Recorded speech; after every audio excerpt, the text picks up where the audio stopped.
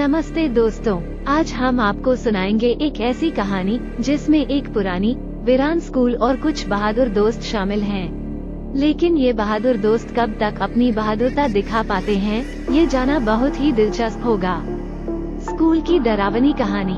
ये कहानी एक पुराने जीर्ण शीर्ण स्कूल की है जो नागपुर शहर के एक सुनसान इलाके में स्थित था। ये स्कूल कई सालों से बंद था और इसके आसपास के लोग इसे भूतिया मानते थे। एक दिन कुछ दोस्त, जिनमें रिया, रवि, करण और रीमा शामिल थे, इस स्कूल के बारे में बात कर रहे थे। वे सभी इस कहानी को सुनकर डरे हुए थे, लेकिन साथ ही उनमें इस स्कूल में जाने की भी उत्सुकता थी। अगले दिन वे सभी स्कूल के लिए निकल पड़े। जब वे स्कूल पहुँचे, तो उन्हें ये देखकर डर लगने लगा कि स्कूल की इमारत जर्जर थी और उसके चारों ओर अंधेरा था। वे धीरे धीरे स्कूल के अंदर घुसे। अंदर का माहौल और भी भयानक था। दीवारें जर्जर थी, फर्श पर धूल की मोटी परत थी और हवा में एक अजीब सी गंध थी। तभी उन्होंने एक अजीब सी आवाज सुनी। यह आवाज किसी बच्चे के रोने की तरह लग रही थी।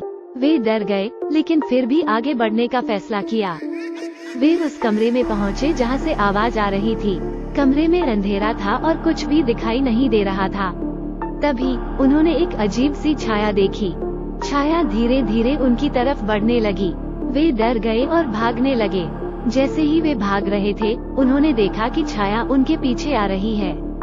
वे स्कूल से बाहर निकलकर भागे और फिर कभी उस स्कूल में नहीं गए। ये घटना उनके मन में हमेशा के लिए एच्ड हो गई।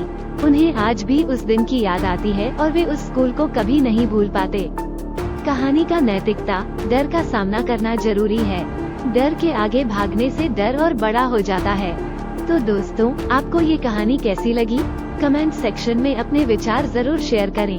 अगर आपको डरावनी कहानियाँ पसंद हैं, तो हमारे चैनल को सब्सक्राइब करना न भूलें, क्योंकि हम आपके लिए ऐसी ही और भी कई कहानियाँ लाने वाले हैं।